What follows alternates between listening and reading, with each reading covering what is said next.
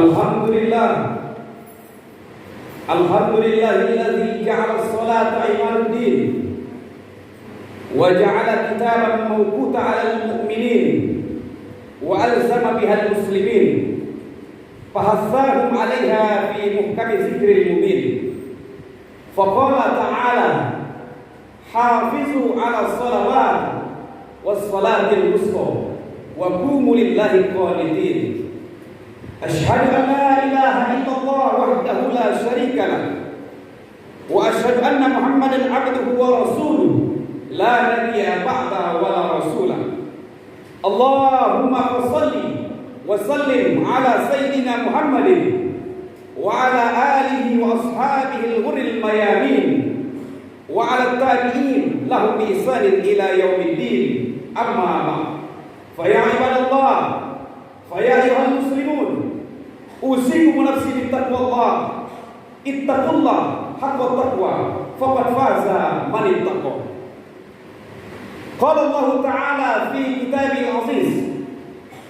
A'udzu billahi minasy syaithanir rajim. Ya ayyuhalladzina amanu taqullaha haqqa tuqatih wa la tamutunna illa wa antum muslimun. Wa qala Rasulullah sallallahu alaihi wasallam, Inna Allaha yuhibbul 'abda at-taqiyyal ghaniyyal khafiyyal. Shadaqallahul 'azim wa shadaqa rasulul habibul karim. Wa nahnu 'ala dhalika minasy syahidin wasyakirin walhamdulillahi rabbil alamin. Ma'asyiral hadirin, jamaah salat Jumat rahimani wa rahimakumullah. Hari ini hari Jumat, hari yang terbaik di antara hari-hari yang kita miliki. Hari yang penuh dengan keberkahan. Dan juga kita sekarang masih berada di bulan yang agung dan mulia, diagungkan oleh Allah Subhanahu wa taala dan dimuliakan oleh Rasulullah sallallahu alaihi wasallam, yakni bulan Sya'ban. Kembali kita dihimpun oleh Allah Subhanahu wa taala di tempat bumi Allah yang terbaik, yaitu masjid, untuk sama-sama memenuhi panggilan Allah Subhanahu wa taala, melaksanakan fardu Jumat, fardu salat Jumat berjamaah.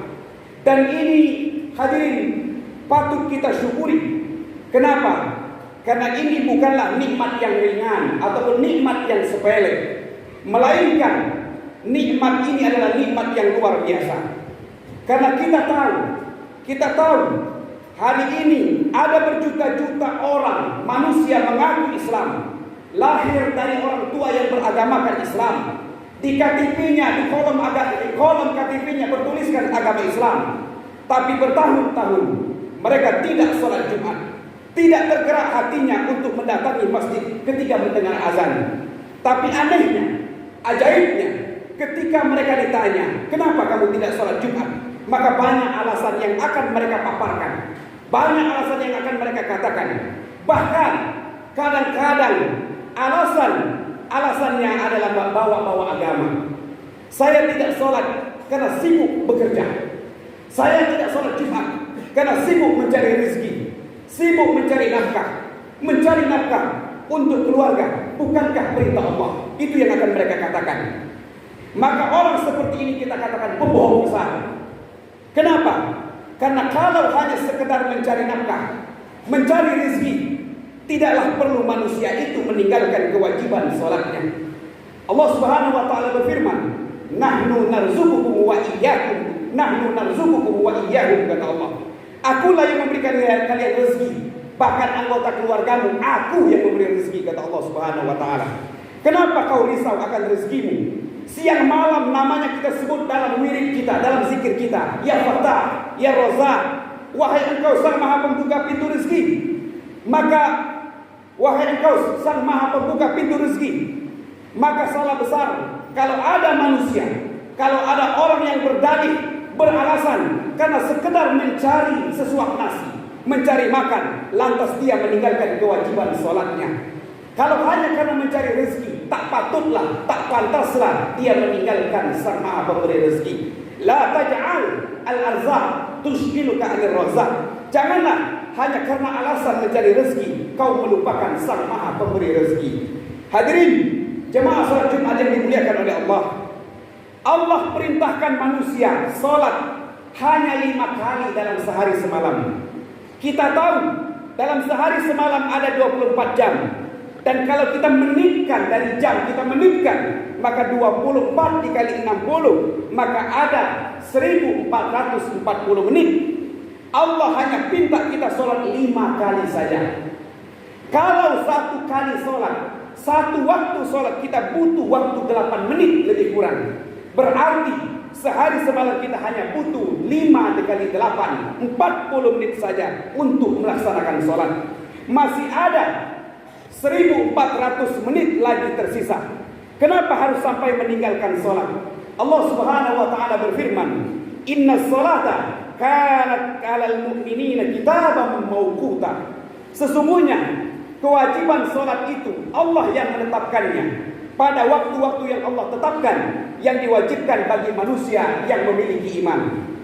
Ajaibnya hadirin yang dimuliakan oleh Allah Subhanahu wa ta'ala, dan mengagumkan bahwa waktu sholat ini Allah takdirkan, Allah ciptakan tidak mengganggu kegiatan manusia, tidak mengganggu kegiatan kita.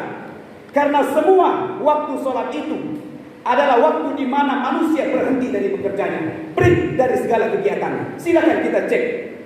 Sebagai contoh, zuhur, kita mulai dari zuhur. Orang semua di waktu ini berhenti bekerja untuk istirahat makan siang. Bahkan ada istilah yang akrab di telinga kita, isoma. Bahkan diartikan istirahat, sholat dan makan. Maka Allah perintahkan sholat zuhur di waktu ini, tidak mengganggu pekerjaan kita. Asar, orang bekerja 8 jam sehari. Kalau mulai jam 7 ataupun jam 8, maka jam 3 sampai jam 4 sudah selesai bekerja. Tinggal sholat asar.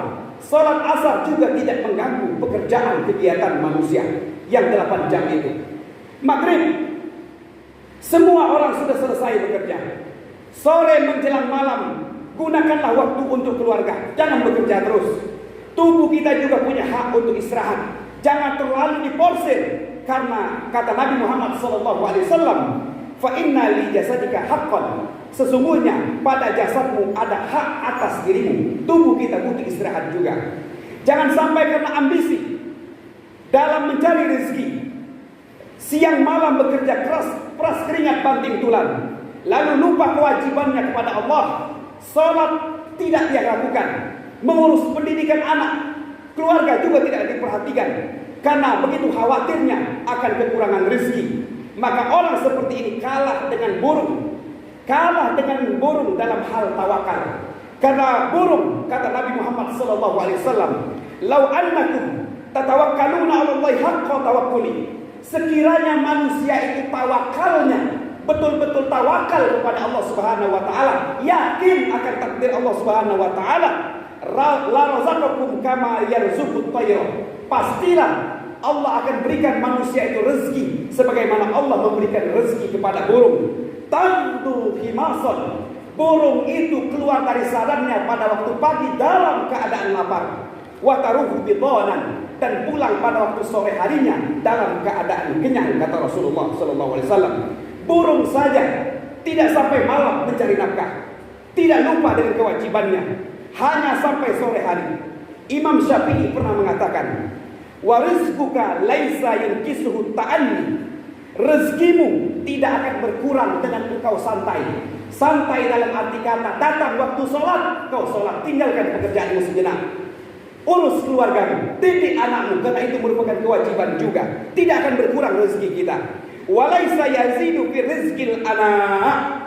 Dan sebaliknya, kata Imam Syafi'i, rezekimu tidak akan bertambah dengan engkau ngotot kerja siang malam, bahkan lupa akan kewajibanmu kepada Allah Subhanahu wa taala. Salat ditinggalkan, keluarga tidak diperhatikan, pendidikan anak diabaikan, maka tidak akan bertambah rezekimu dengan demikian. Lalu salat Isya, masyaallah hadirin. Setiap orang istirahat malam, siap-siap mau tidur. Bahkan Allah mengatakan, "Wa ja'alna laila libasa." Kami jadikan malam itu untuk beristirahat dari penatnya siang hari. Subuh, mayoritas waktu ini orang belum ada yang bekerja. Belum ada kantor yang buka, belum ada perusahaan yang buka, PT dan lain sebagainya. Maka bohong, pembohong besar kalau ada orang yang tidak sempat sholat karena bekerja. Ini hanya alasan saja. Ini hanya alasan. Karena ini masalah pilihan, bukan masalah sempat atau tidak sempatnya. Apalagi kalau hanya sholat Jumat, seperti yang kita laksanakan sekarang ini, masyaallah hadirin. Karena satu pekan itu ada 1440 menit. Dikali 7 berapa menit? 10.080 menit. Sedangkan Allah Subhanahu wa taala hanya perintahkan kita untuk sholat 1 jam saja, sholat Jumat ini, lebih kurang. Sekali dalam satu pekan atau hanya 60 menit saja Allah pinta waktu kita daripada 10.080 menit itu. Masih ada tersisa 10 ribuan lagi. Allah Subhanahu wa taala berfirman di surah Jumu'ah, "Ya ayyuhallazina amanu," kata Allah, wahai orang-orang yang beriman, "Iza nudiya lis-salati min yaumil Jum'ah," apabila kalian mendengar seruan azan panggilan untuk melaksanakan salat Jumat, pas'au, segera. Pa-nya itu segera, sin-nya itu segera, pas'au, bersegeralah, segeralah kata Allah Subhanahu wa taala. Zikrillah, untuk mengingat Allah Subhanahu wa taala. Datangi masjid di mana tempat kalian mendengar azan itu. Wazarul bai', dan tinggalkan jual beli, tinggalkan perniagaan. Kenapa Allah sebutkan perniagaan? Karena orang paham, sudah maklum. Karena bisnis, jual beli, penghasilan yang paling besar. Pertanian, pertambangan juga menghasilkan. Tapi kalau bisnis, dalam 1 jam orang bisa menghasilkan ratusan juta. Makanya Allah sebutkan wazarul bai'. Fa iza qudiyatis shalah, apabila kalian sudah selesai melaksanakan salat Jumat, kata Allah, fantashiru, silakan bertebaran di muka bumi, kembali kepada posisi masing-masing. Yang guru jadi guru, dokter jadi dokter, polisi jadi polisi, buruh jadi buruh, kerja di pabriknya masing-masing. Kemudian apa kata Allah? Wabtagu min fadlillah, carilah rizki Allah, carilah rizki dari Allah. Allah katakan rizki itu dari Allah Subhanahu wa taala. Wazkurullah dzikran katsira, dan ingatlah Allah Subhanahu wa taala sebanyak-banyaknya dalam mencari rezeki, agar kalian bisa membedakan mana yang hak, mana yang batil, mana yang hak, mana yang halal, mana yang haram, mana yang syubhat, mana hak kita, mana hak orang lain. La'allakum tuflihun, kata Allah. Pasti kalian akan sukses dunia akhirat. Itu janji Allah Subhanahu wa taala. Lebih baik kalian datangi masjid ketika mendengar seruan azan salat Jumat itu, kata Allah. Lalu pertanyaannya, apa saja pekerjaan, seperti apa pekerjaan hari ini yang membuat manusia tidak sempat sholat Jumat? Maka kita katakan alasan saja, alasan sibuk bekerja atau cari makan penyebabnya bukan itu, masyaallah hadirin, tapi karena imannya lemah, imannya kalah dengan nafsunya. Apa kata Allah Subhanahu wa taala untuk orang seperti ini? Fakhalafa min ba'dihim khalfun adaa'us shalah wattaba'us syahwat. Tidak lain faktornya, penyebabnya, apabila ada orang yang meninggalkan salat wattaba'us syahwat, mereka itu adalah orang-orang yang mengikuti hawa nafsu, kata Allah Subhanahu wa taala. Sehingga mereka meninggalkan perintah Allah yang merupakan tiang agama. Sehingga mereka meninggalkan perintah Allah yang merupakan pondasi daripada agama yang kita berada di dalamnya ini. Rasulullah sallallahu alaihi wasallam bersabda, "As-salatu imaduddin." Salat itu adalah tiang agama, pondasinya agama, kekuatannya agama, kata Allah, kata Rasulullah. Wa man aqamaha faqad aqamaddin. Siapa yang mendirikan salat, melaksanakan salat, menegakkan salat, dia telah menegakkan agamanya. Wa man tarakaha faqad hadamaddin. Orang siapa yang meninggalkan salat, dia telah secara tidak langsung, kata Rasulullah, menghancurkan agamanya sendiri, merobohkan agamanya sendiri. Begitulah buruknya orang-orang yang meninggalkan salat. Tidak ada yang lebih buruk daripada orang yang meninggalkan salat, kata Rasulullah. Sebagai contoh, masyaallah hadirin, saking buruknya orang yang meninggalkan salat. Jangankan merobohkan agama, kalau ada sekarang orang yang masuk ke dalam masjid ini membawa palu, kemudian orang itu merusak dinding-dinding masjid kita dengan palunya sampai pecah dinding-dinding keramik ini, dan kejadian itu disaksikan di hadapan kita, di depan mata kita, maka pasti kita dengan rame-rame mencegahnya, menangkapnya, dan mencegah perbuatan itu, menangkapnya, dan kita serahkan kepada pihak yang berwajib karena sudah membahayakan, perbuatan yang membahayakan, merusak tempat ibadah, melakukan perusakan masjid. Tapi Nabi mengatakan, orang-orang yang meninggalkan sholat bukan yang menghancurkan masjid, bukan yang menghancurkan sekolah. Orang yang meninggalkan sholat, mereka lah yang menghancurkan agama, merobohkan agama, mengambrukkan agamanya sendiri. Hadirin jemaah salat Jumat yang dimuliakan oleh Allah Subhanahu wa taala. Maka kita semua punya kewajiban untuk memberikan peringatan kepada manusia, khususnya umat Islam, terutama kepada keluarga kita yang lebih kecil lagi. keluarga kita dan lain sebagainya. Agar mereka sadar bahwa sholat ini adalah tiang agama, dan agar mereka mau menyisihkan waktunya 40 menit saja dalam sehari semalam. 40 menit saja dari 1440 menit itu untuk melaksanakan sholat.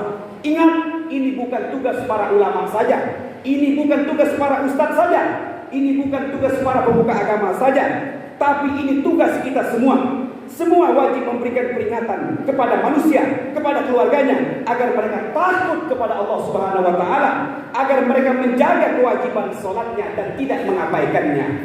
Hari ini, ma'asyiral hadirin, hari ini kalau ada anak kita, wahai para orang tua, kalau ada anak kita, keluarga kita masih ada yang tidak sholat, kita harus menangis, kita harus bersedih hati. Kita harus dengan air mata memujuk mereka, mengajak mereka kepada jalan Allah untuk mendirikan sholat. Jangan main-main para orang tua dengan hal ini. Bagi para orang tua, sekali lagi, kumpulkan sesekali kumpulkan anak-anaknya, sentuh mereka dengan hati. Wahai anakku tersayang, ada hal yang penting yang ingin ayah sampaikan kepadamu, penting sekali. Pasti anak kita akan penasaran, mendengar, dia akan fokuskan pikirannya, ada apa yang akan dikatakan oleh ayahku, oleh bapakku. Karena tidak biasanya sikap ayah, sikap bapak seperti ini. Bacakan sabda Nabi kepada mereka anak-anak kita. Wahai anakku, kata Nabi Muhammad SAW, orang yang meninggalkan sholat itu penghancur agama, nak. Penghancur agama, peroboh agama. Kamu sudah balik, kamu sudah wajib sholat. Kalau kau tinggalkan sholat, kau penghancur agama. Dan seluruh dosamu, aku bapakmu, aku ayahmu, ikut memikul beban dosamu. Karena kau masih tinggal di rumahku, kau dalam pendidikanku, masih makan dari hasil keringatku, aku yang menafkahimu, kau masih tanggung jawabku. Anakku, jadilah engkau penegak-penegak agama, jangan sampai menjadi penghancur agama. Mari kita sama-sama menuju jalan Allah. Begitu para orang tua semestinya. Tidak ada dosa yang lebih besar, ma'asyiral hadirin, daripada penghancur agama. Lebih besar daripada dosa menghancur Ka'bah. Lebih besar dosa daripada menghancur masjid. Karena masih bisa dibangun lagi kalau masjid rusak. Ka'bah rusak, masih bisa dibangun lagi. Tapi kalau agama yang hancur, siapa yang mau membangunnya? Jemaah salat Jumat yang dimuliakan oleh Allah. Atau sebaliknya, tidak sedikit juga orang tua kita, para orang tua, para kepala keluarga yang masih ada yang mengabaikan sholat, tidak sholat mereka. Bisa jadi orang tua kita, ma'asyiral hadirin. Maka kita selaku anak harus berusaha membujuk orang tua kita dengan penuh kelembutan dan kesantunan dan kesopanan tentunya. Bisa jadi Allah takdirkan kita selaku anak yang masih menuntut ilmu di pondok dan lain sebagainya, menjadi wasilah, menjadi perantara orang tua kita mendapatkan hidayah, tersentuh hatinya untuk mengerjakan sholat. Maka khususnya para santri, dengarkan ini, wahai santri, yang mana masa liburan sudah di depan mata, tinggal menghitung hari. Kalian akan pulang ke rumah masing-masing, pulang ke tempat masing-masing. Maka pesan kami, jaga sholat, jagalah sholat. Apabila kalian kehilangan sholat, maka akan kalian kehilangan segalanya. Jagalah sholat. Sekali lagi, ma'asyiral hadirin yang dimuliakan oleh Allah Subhanahu wa Ta'ala, jemaah yang dimuliakan oleh Allah Subhanahu wa Ta'ala, bisa jadi orang tua kita mendapat wasilah hidayah dari kita. Oleh sebab itu, kalau kalian pulang ke tempat masing-masing, jaga sholat. Ajak orang lain, paling tidak kalau tidak mampu mengajak orang lain, ajak keluarga kita, orang tua kita yang masih tidak sholat, yang masih tidak tersentuh hatinya untuk melakukan sholat. Ajak mereka menjadi penegak agama Allah. Sedih, sangat sedih bila mana masih ada anggota keluarga kita yang tinggal satu atap di rumah kita, yang masih satu atap dengan kita, dia tidak sholat. Sedih kalau orang tua kita ada yang umur 40, 50, bahkan 60 masih tidak tergerak hatinya untuk sholat. Maka alangkah bahagianya kita jika kepulangan kalian nanti ke rumah masing-masing menjadi asbab, menjadi wasilah hidayah bagi keluarganya, terutama kedua orang tuanya, kedua orang tua Anda. Amin ya rabbal alamin. Dan menjadi harapan bagi kami selaku pendidik. Syukur kalian ketika pulang ke rumah, khususnya kalian di bulan suci Ramadan nanti, kalian bisa menjadi pembawa warna yang positif. Ingat, ketika kalian pulang ke rumah masing-masing, kalian punya jaga dua nama baik, yaitu nama kedua orang tua kalian dan nama pondok di mana kalian belajar. Di masjid-masjid tempat kalian bisa apakah kalian bertugas selaku menjadi kultum walaupun hanya 5 menit, 7 menit dan lain sebagainya. Tadarus Al-Quran di malam Ramadan, azan, paling tidak azan dan lain sebagainya. Yakinlah ketika itu kalian lakukan, ketika itu kalian laksanakan, maka bukan hanya kalian yang akan dipuji, bukan hanya kalian yang mendapat kagumnya, tapi orang-orang akan bertanya, anak siapa dia? Anak siapa? Lalu orang menyebutkan orang tua kita pun disebutkan namanya. Meskipun orang tua kita sudah tiada. Sekolah di mana anak itu? Maka pondok kita yang akan menjadi nama baiknya di mata masyarakat dan lain sebagainya. Pasti orang tua akan bangga dengan kita semua. Mereka akan senang sekali hatinya. Kalau di dalam hadis, kenapa kita wajib menyenangi hati orang tua? Di dalam hadis dikatakan, ahabul a'mal ba'dal faraid tudkhilus surur ala qalbi muslim. Perbuatan baik yang paling Allah sukai setelah hal kewajiban, menyenangi hati orang lain. Pertanyaannya, ma'asyiral hadirin, pertanyaannya, wahai para anak-anak pesantren, lalu bagaimana jika yang kau buat bahagia itu adalah orang tua kalian? Orang tua kalian yang kita tahu bahwa surga ada di bawah telapak kakinya. Keridoannya disebutkan dalam hadis disandingkan dengan keridoan Allah Subhanahu wa taala, maka sudah barang tentu pasti pahalanya lebih besar lagi ketimbang membahagiakan orang lain. Semoga khutbah yang singkat ini membawa manfaat bagi kita semua, agar kita menjadi penegak-penegak agama Allah Subhanahu wa taala, orang-orang yang menjaga salatnya, orang yang mendapat hidayah, limpahan rahmat dan hidayah dari Allah Subhanahu wa taala. Amin ya rabbal alamin. A'udzubillahi minasyaitonir rajim. Bismillahirrahmanirrahim. Wa'adallahu allazina amanu wa 'amilus shalihat lahum maghfiratun wa ajrun 'azim. Aqulu ma tasma'un. Azkuru ma tasma'un li wal astaghfiru fastaghfiru innahu huwal ghafurur rahim. Allahumma shalli ala sayyidina Muhammadin wa ala ali sayyidina Muhammad. Alhamdulillahillazi amarna bil ittihadi wal i'tisam bi hablillahil matin. Asyhadu an la ilaha illallah wahdahu la syarika lahu iyyahu na'budu wa iyyahu nasta'in. Wa asyhadu anna Muhammadan abduhu wa rasuluhu al-mab'utsu rahmatan lil alamin. Allahumma shalli wa sallim ala sayyidina Muhammadin wa ala alihi wa ashabihi ajma'in. Amma ba'd. Fa ya ibadallah, fa ya ayyuhal muslimun ittaqullaha ta'ala rabbal alamin wa sari'u ila maghfiratillahil karim. Wa 'alamu أن الله سبحانه وتعالى بدأ فيه بنفسه وسن بالملائكة المسبحة بكرسي فقال تعالى في كتابه الكريم إن الله وملائكته يصلون على النبي يا أيها الذين آمنوا صلوا عليه وسلموا تسليما اللهم صل على سيدنا محمد صلى الله عليه وسلم وعلى آل سيدنا محمد وعلى أنبيائك ورسولك والملائكة المقربين وارض اللهم عن خلفاء الراشدين أبي بكر وعمر وعثمان وعلي وعن بقية الصحابة أجمعين والتابعين التابعين لهم بإحسان إلى يوم الدين وارض عنا معهم برحمتك يا أرحم الراحمين. اللهم اغفر للمسلمين والمسلمات والمؤمنين والمؤمنات الأحياء منهم والأموات إنك على كل شيء قدير. اللهم أعز الإسلام والمسلمين وأذل الشرك والمشركين ودمر أعداءك أعداء الدين من اليهود والنصارى والمشركين والمنافقين ومن عاونهم يا أرحم الراحمين. اللهم يا ربنا ألف بين قلوبنا وأصلح ذات بيننا واهدنا سبل السلام ونجنا من الظلمات إلى النور وجنبنا الفواحش ما ظهر منها وما بطن وبارك لنا في أسماعنا وأبصارنا وقلوبنا وذريتنا وتب علينا إنك على كل شيء قدير. اللهم ارزقنا قلبا لا يتكسل عن الصلاة ولا يؤخرها. اللهم إنا نسألك arzuqna ya Allah qalban la yatakassalu 'anis shalah wa la yu'akhiruha. Rabbana atina fid dunya hasanah wa fil akhirati hasanah wa qina azaban nar. Walhamdulillahirabbil alamin. Ibadallah, innallaha ya'muru bil 'adli wal ihsan wa ita'i dzil qurba wa yanha 'anil fahsya'i wal munkari wal baghi ya'idukum la'allakum tadhakkarun. Fadhkurullahal 'azim yadhkurkum was'alu min fadlihi yu'tikum wa la dzikrullahi akbar wallahu ya'lamu ma tasna'un. Qumu ila shalah.